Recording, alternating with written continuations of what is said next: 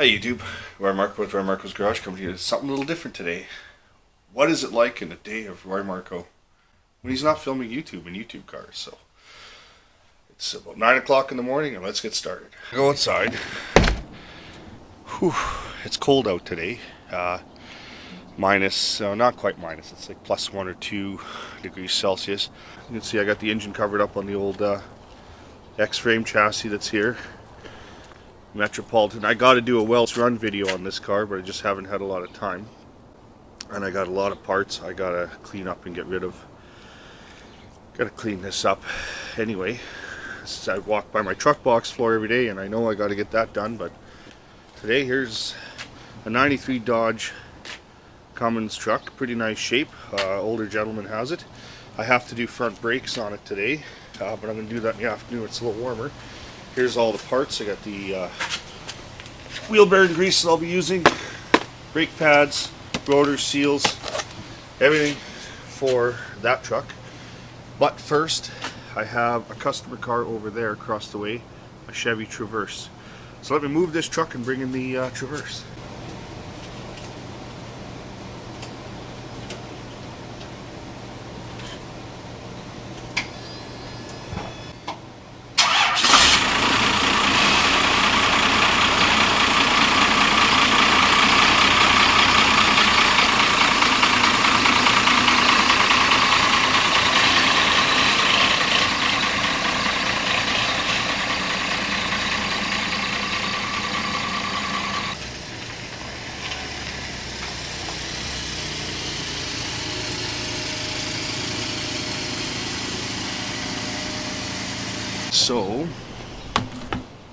So here we have a 2010 Chevy Traverse, and it has an engine light on. You can see on here I got 3 codes found.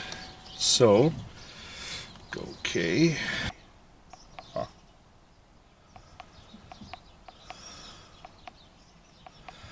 He apparently had a number 2 cylinder misfire that was pretty steady. It was running rough. So I do have the pictures of those codes before, so let's change the spark plugs. Anyway, needs a tune-up, so let's do it. Engine plastic engine cover that just, you gotta take your little oil cap off here. Then the cover comes off.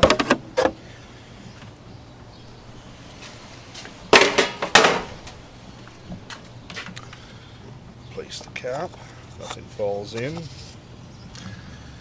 We got to pull this upper intake plenum off to be able to access rear plugs and even the front plugs. So it's not easy to get to any of the stuff on this. Okay, so I got a few things off the top here. What I'm going to do is just take compressed air and blow around all these holes and things like that, so that when I take this upper plenum off, no dirt falls down into the intake.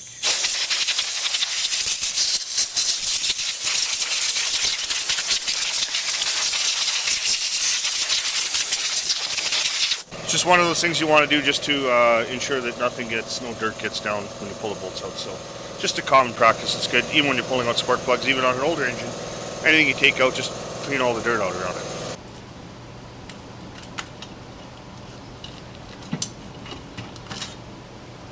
Okay, there's the upper intake. Plant them off. We can now access our coil packs and change our spark plugs. And as you can see, there's a lot of dirt. Things like that. I don't want to take the air hose and blow this yet. I want to get those rags in there so none of that dirt falls in and does any damage to the engine. Alright, now that it's all covered up, I got a little rag here. I blew it off. I didn't try to get everything. I just blew around all the coil packs.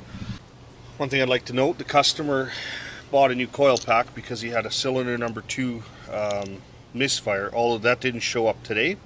So we have to determine on this engine the firing order. On GMs, the most furthest cylinder on the offset of the cylinder heads on the block to the front of the engine, which is where the belts are, is number 1, and then it comes over to number 2, 3, 4, 5, and 6. So number 2 is our culprit here. This one here will change out with the new coil pack when we put it back in. So when we pull that one out, we'll have to just set that one aside. Okay, working on this Traverse, you can see that right away there's a problem. I pull out the old spark plug, and what do we got here? Good old Champion junk. Anyway, what happens here is a lot of these modern spark plugs are supposed to have a iridium style tip. This is just basically a copper core tip. This is what this vehicle is actually required to have. And these are NGKs. AC Delcos, NGKs would be good to put in here. But somebody went and did a tune-up with Champion plugs, and yeah, I'm not a fan of their spark plug to begin with, but also they're the wrong kind of plug and not recommended for this vehicle. Also things like the electrodes not set properly.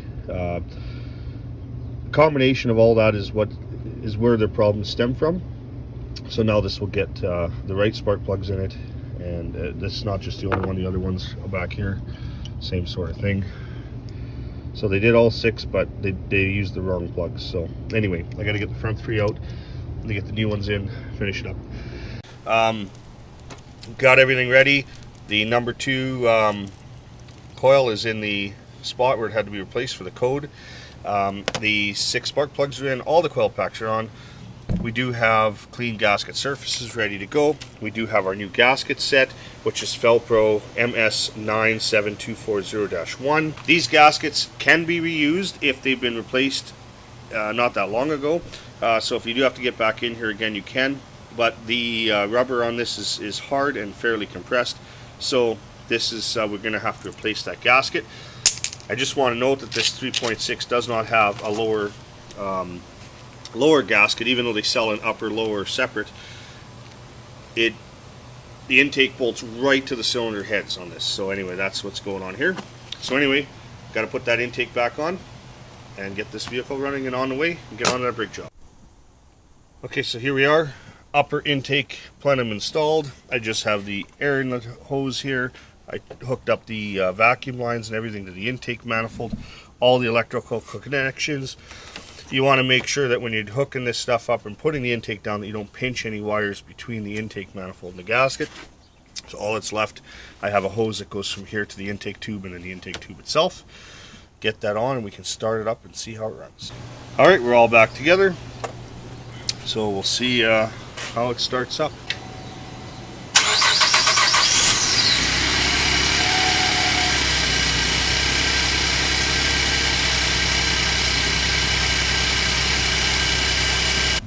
I cleared the codes, got it running, everything's finished.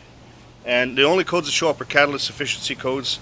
It could be due to a dirty catalytic converter or a bad oxygen sensor, but I'm going to suggest that they run some sort of injector cleaner, and there is a crazy idea where you run lacquer thinner through here, and that really has worked for me with a tank of fuel, or half tank of fuel, and it does clean the catalytic converter and possibly could get rid of those codes. We're going to let them drive it and see if the codes come back and then make that suggestion. Anyway, it's now about 10:30. This job is finished, and now we're on to job number 2. Okay, so Dodge truck is on the driveway now. Got to jack it up. I got the hubcaps off already, but I realize I need some rags. I got to do wheel bearings and stuff. So go to Princess Auto, grab some rags, and then I got to grab a little bit of a lunch, and then come back because it's 11:15 now. So I just got to decide which car to take to go do that. So I think I'll go with the Hudson.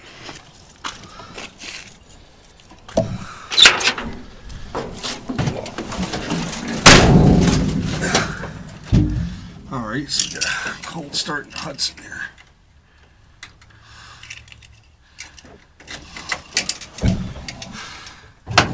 Pump twice.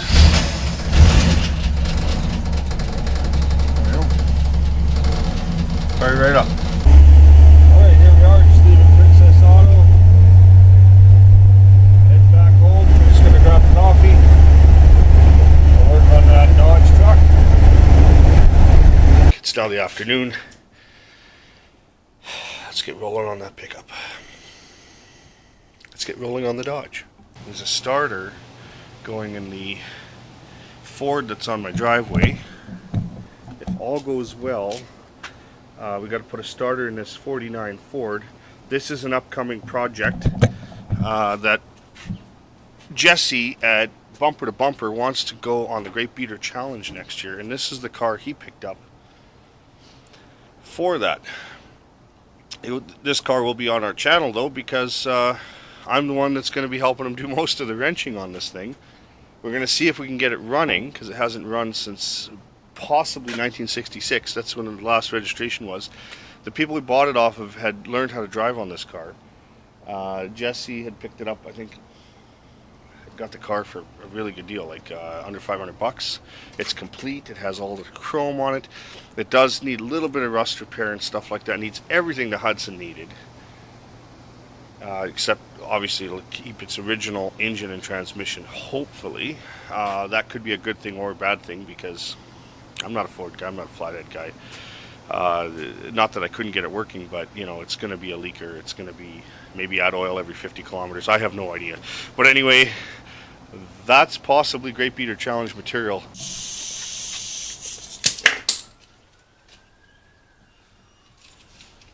Well, this is a diesel. I don't know if it makes it.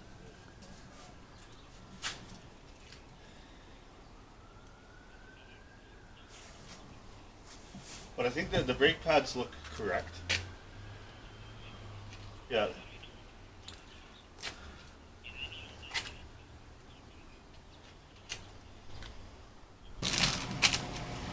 I'm gonna box this up. This has to go back eventually. What is wrong? Wrong. They're wrong. So the right ones will be in Monday afternoon instead of bringing them, which is fine.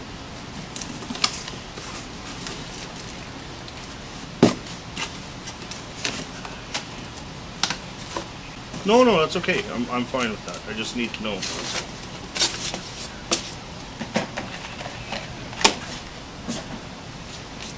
Well, he's not in a hurry. It's not his only vehicle, and it's not a big deal. I'll phone him and let him know what happened, and he's fine with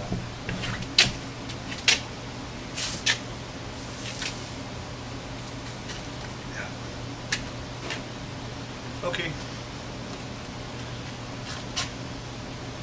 Yeah, well, he seems interested, but I got to kind of look at what I charge him.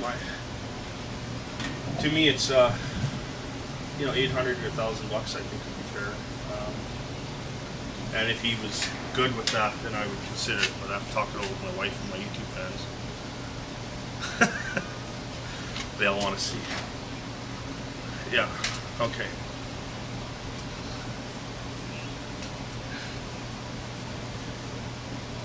The smaller one. Yeah, I know those ones are available. Yeah, no problem.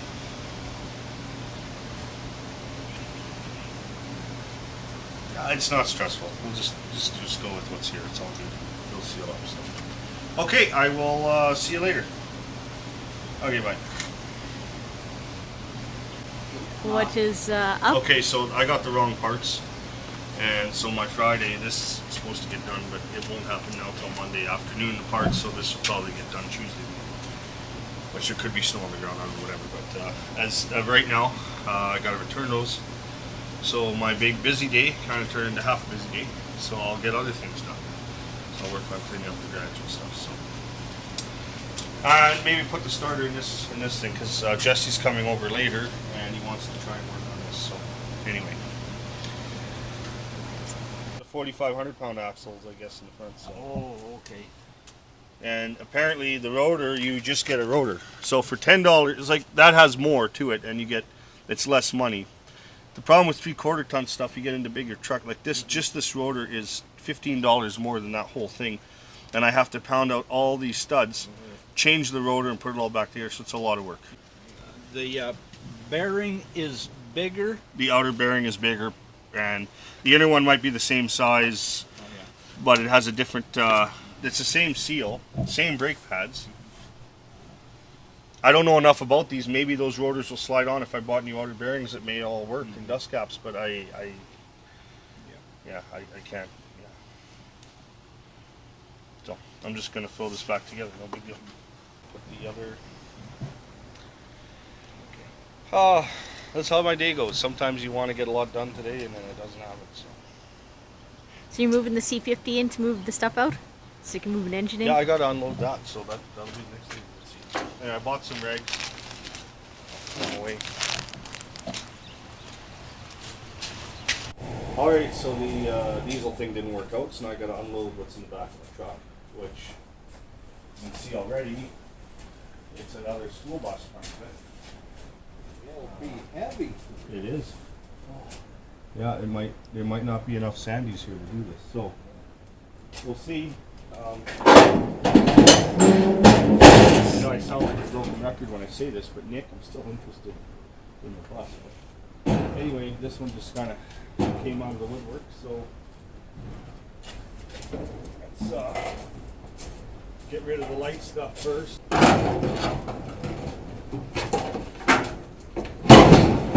These are pretty rusty. Anyway, so should I try just unbolting these fenders? There's only 4 bolts or so. It'll take up less room in the backyard. Okay. Let me see what I can do. You can go at lunch if you want. Yeah. Okay. I'll just work on this. I'll take a walk. Because there's only 1, 2, 3, 4. Let me get the oh. Let me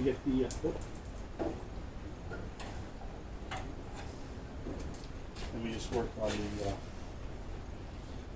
the bolts.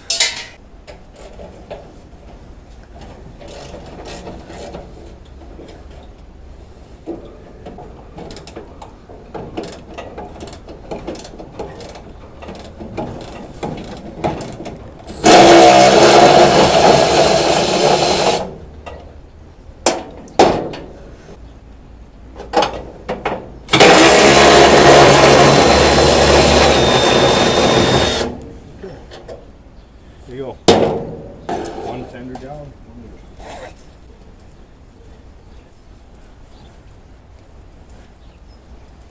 And that took a whole 10 minutes to do. Well, Milwaukee Power Tools for the win. anybody, these fenders off a school bus don't fit a truck because of the way it actually bolts up here. A truck one actually bolts up to the truck cab just like the way a half-ton does. But that being said, if you needed the skin off something like this, you could use one of these fenders to definitely fix a truck fender, which would then bolt it up. But I'm not using this fender on my truck.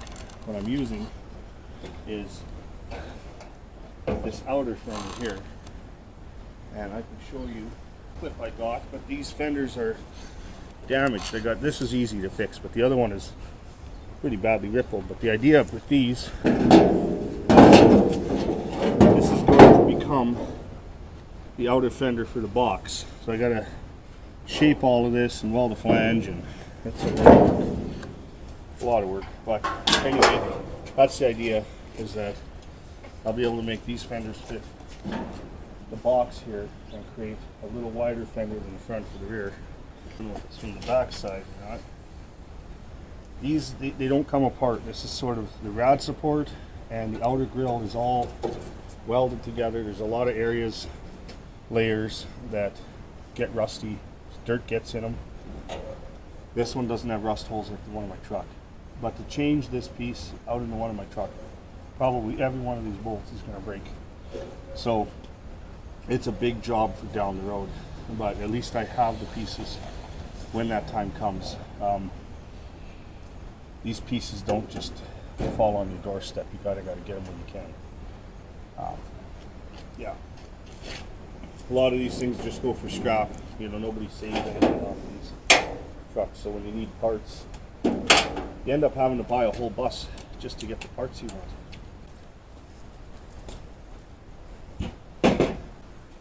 Making sure.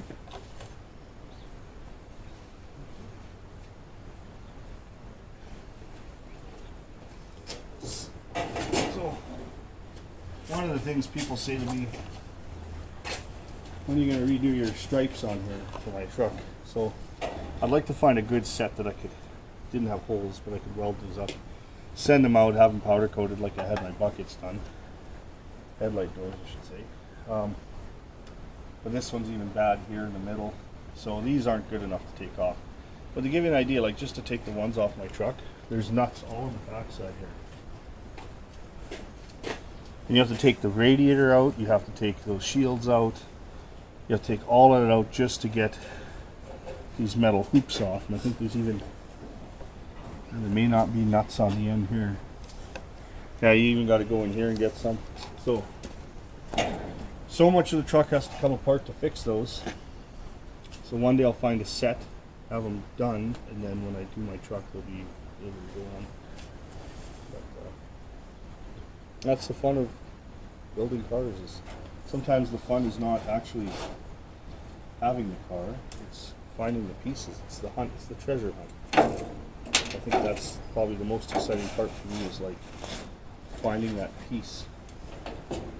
Okay, well there you have it. I spent the day working on a Traverse and didn't get to do the Dodge truck because I had the wrong rotors.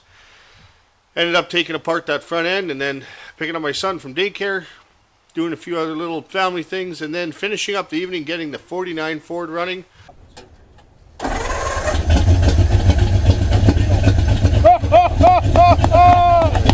Yeah! That's exciting. That's what I ended up filming. So if you want to check that video out, go ahead and check that video out and see that if you haven't seen it already. But anyway, that was a day in the life of Roy Marko when I'm not really filming YouTube, although I did film in the evening to make the video for the 49 Ford. So anyway, if you like these videos, please subscribe, hit that like button, ring that bell for notifications. It's all right down here below. And remember, community not competition. Have yourself a great day. Thanks for watching. See you on the next one. When are you actually getting another car?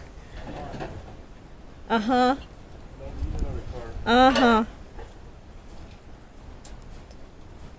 I have full assurance that you're gonna buy another car. You will. You'll get one out, and then you have to buy another car because you'll feel empty. Let's say somebody came along and said, I gotta have your phone. And they hit that magic number. Okay. Probably I'd be able to fund other projects, and then there might be a bucket list car to pick up. Might. You can see your breath, I don't know. Anyway, yeah.